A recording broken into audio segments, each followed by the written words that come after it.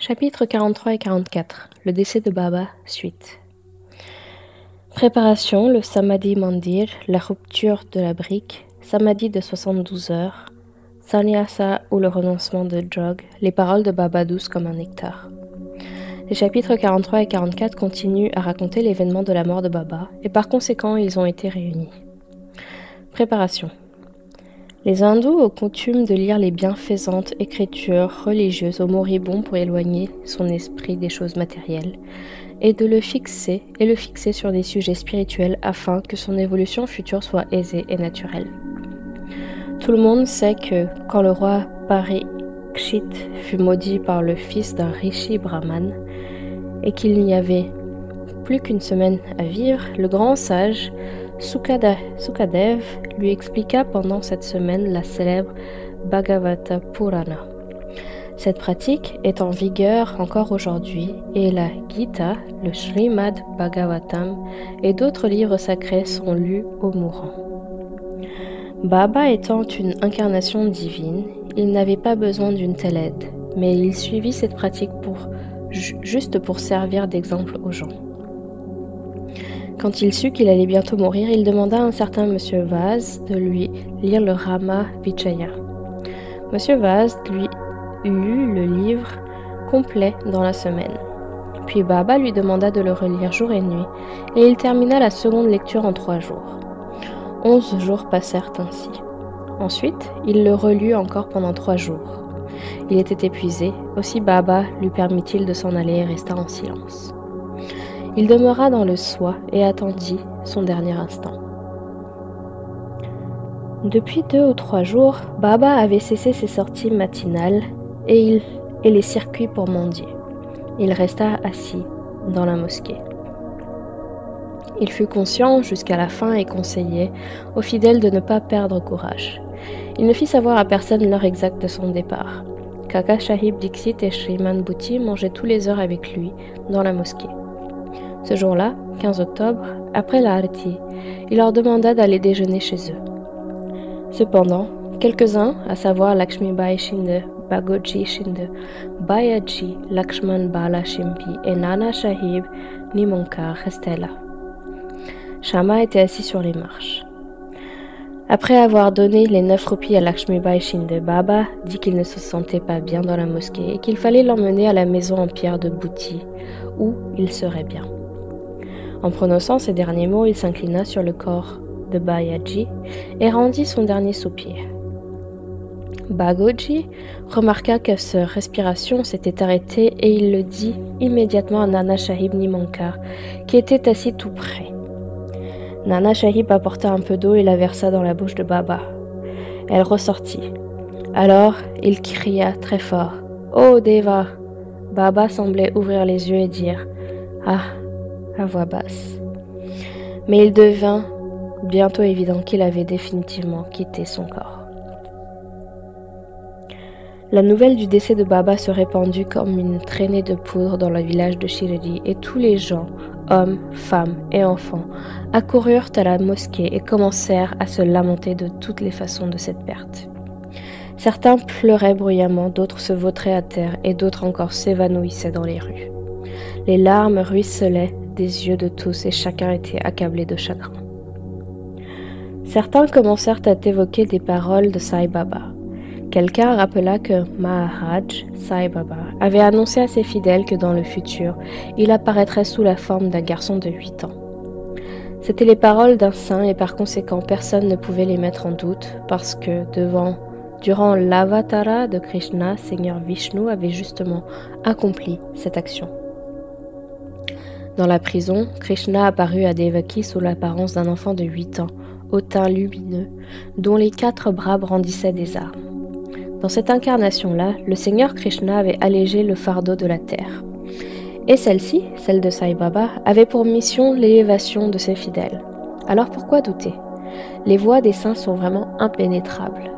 Ce contact entre Sai Baba et ses fidèles n'était pas réservé seulement à une seule génération, mais il concernait les 72 générations précédentes.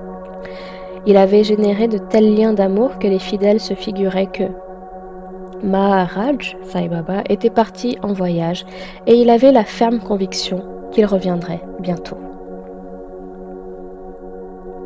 Ensuite, une question se posa. Que faire pour le repos du corps de Baba? Des musulmans disaient que le corps devait être enterré dans un espace ouvert et qu'une tombe devait être construite par-dessus. Même Kul Chal Chand et Amir Sakar partageaient cette opinion. Mais Ramachandra Patil, le maire du village, dit aux villageois d'une voix ferme et déterminée: « Votre idée n'est pas acceptable pour nous. Le corps de Baba ne devrait être placé que dans le Wada. » Ainsi, les gens étaient divisés sur ce point et la discussion à ce propos dura 36 heures. Le mercredi matin, Baba apparut en rêve à Lakshman Mama Joshi et le tirant par la main, il lui dit: « Lève-toi vite, comme Bapu Sahib pense que je suis mort, il ne viendra pas. Va faire la prière et l'arati du matin. » Lakshman Mama était l'astrologue du village et l'oncle maternel de Shama.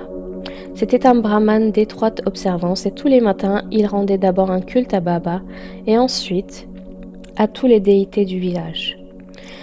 Il avait en Baba une foi absolue.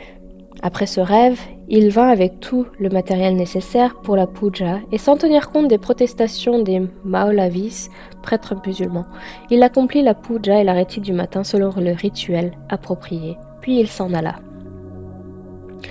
Ensuite, à midi, Bapu Sahib Jog arriva avec tous les autres et fit l'arati de midi comme d'habitude. Après s'être remémoré avec attention les paroles de Baba, les gens décidèrent de mettre son corps dans le Vada et se mirent à creuser la partie centrale. Dans la soirée de mardi, le vice-inspecteur de Rahata et d'autres fidèles venus d'ailleurs se présentèrent et tous acceptèrent la proposition.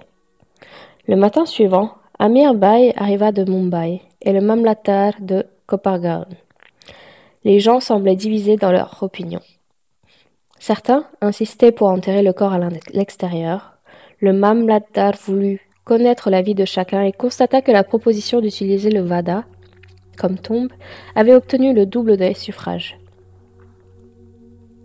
Il voulait cependant référer au préfet local et Kaka Sahib était même prêt à se rendre à Ahmednagar à cet effet.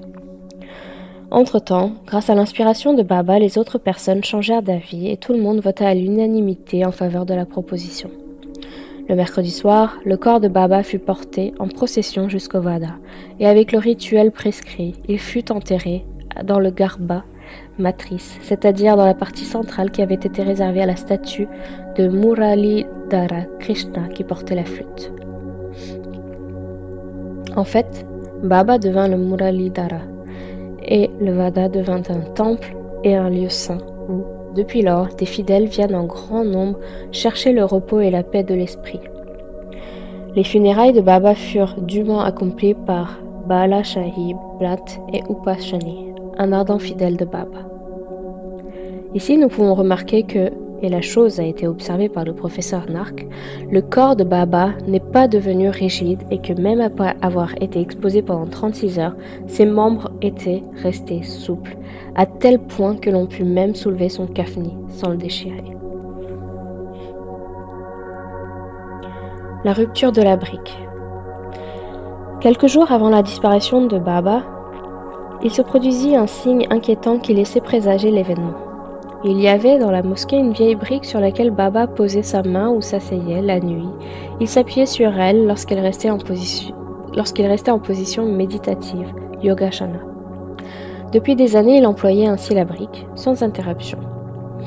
Un jour, que Baba était absent, un garçon qui balayait le sol la souleva et malheureusement elle lui glissa des mains, tomba par terre et se cassa en 2 morceaux. Quand Baba apprit cela, il déplora sa perte en disant: « Ce n'est pas la brique, mais mon sort qui a été brisé. Elle était la compagne de ma vie, avec elle je méditais toujours sur le soi.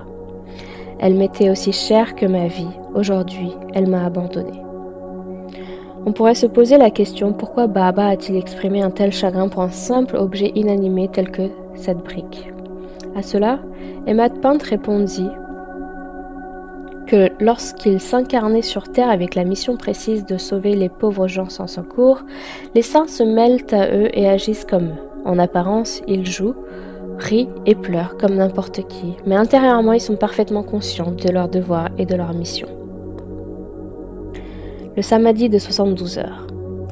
32 ans plus tôt, en 1886, Baba avait fait une tentative pour franchir la frontière. À la pleine lune du mois de Margashirisha, décembre à janvier, Baba souffrit d'une grave crise d'asthme. Pour s'en débarrasser, il décida de faire monter son prana, l'énergie vitale, et d'entrer en samadhi. Il dit à Bhagat Malsapati, « Protège mon corps pendant 3 jours. Si je reviens, tout ira bien. Sinon, enterre mon corps dans ce terrain. » en le montrant du doigt, et plante-y 2 drapeaux pour signaler l'endroit. Après avoir dit cela, Baba s'écroula. Il était environ 10 heures du soir. Sa respiration s'arrêta tout comme son pouls. C'était comme si son prana, son principe de vie, avait quitté le corps. Tous les gens, y compris les villageois, vinrent pour mener leur enquête et pour enterrer le corps à l'endroit désigné par Baba. Mais Malsapati les en empêcha. Le corps de Baba appuyé sur son giron, il resta assis à le regarder pendant 3 jours entiers. Au bout de 3 jours, à 3 heures du matin, Baba donna des signes de vie. Son souffle reprit, l'abdomen se remit en mouvement. Il ouvrit les yeux et, étirant ses membres, il revint à la conscience. Compte tenu de ce récit et de bien d'autres, permettons au lecteur de se demander si Sai Baba était le corps de 3 coudées et demi, 1,75 m, qu'il occupa pendant quelques années et abandonna ensuite, ou s'il était le soi intérieur. Le corps, composé de 5 éléments, est périssable et transitoire, mais le soi intérieur est la réalité absolue, immortelle et non éphémère. Cet être pur, conscience ou Brahman, souverain et contrôleur du mental et des sens, est Sai. Toute chose dans l'univers est imprégnée par cela, et il n'existe aucun lieu où il n'est pas. Pour accomplir sa mission, il a assumé un corps mortel, et après l'avoir réalisé, il a jeté le corps et repris sa forme illimitée. Sai est toujours vivant, tout comme la précédente incarnation du dieu Dattatreya, le Sri Narasimha Sarasvati de Gangapur. L'est aussi. Son décès n'est qu'une apparence extérieure car en réalité il vit en toutes ces choses animées et inanimées. Il est leur gouvernant et leur souverain intérieur. Cela peut être expérimenté même encore aujourd'hui par tous ceux qui s'abandonnent complètement à lui et le vénèrent avec une dévotion sans réserve. Bien qu'il nous soit désormais impossible de voir la forme de Baba, si nous allons à Shirdi, nous verrons cependant son beau portrait plein de vie qui orne la mosquée. Il a été dessiné par Shambrao Jaikar, un artiste renommé et fidèle sincère de Baba. Ce portrait peut encore aujourd'hui donner à un observateur imaginatif et rempli de dévotion la satisfaction d'avoir le darshan de Baba. Bien que maintenant il ne soit dans un corps dense, il vit ici et en tout lieu, veillant aujourd'hui encore au bien-être de ses fidèles, tout comme il le faisait auparavant quand il était incarné. Les saints comme Baba ne meurent jamais, bien qu'ils ressemblent aux hommes, ils sont en réalité Dieu lui-même. Le renoncement, Sannyasa, de Jog Babu Sahib. Et Matpam termine ce chapitre par le récit du renoncement de Jog. Sakaraman Ari alias Babu Sahib Jog était l'oncle du célèbre Varkari, employé de l'administration, Vishnubhua Jog, de Pune. Il n'avait pas de descendance. En 1909, après avoir quitté le service du gouvernement, il vint vivre à Shirdi avec son épouse. Tous les deux aimaient Baba et passaient leur temps à le servir et à le vénérer. Après la mort de Megha, Bapu Sahib accomplit tous les jours la cérémonie de l'arati dans la mosquée et dans le Shavari, jusqu'au Mahasamadhi de Baba. Il était aussi chargé de lire et d'expliquer à l'assemblée le Janeshwari et l'Eknati Bhagavatam dans le Vada de Sat. Après l'avoir servi pendant de nombreuses années, Jog demanda à Baba « Je vous ai servi très longtemps, pourtant mon mental n'est ni calme ni serein. Pourquoi le contact avec les saints ne m'a-t-il pas amélioré? Quand m'accorderez-vous votre grâce ?»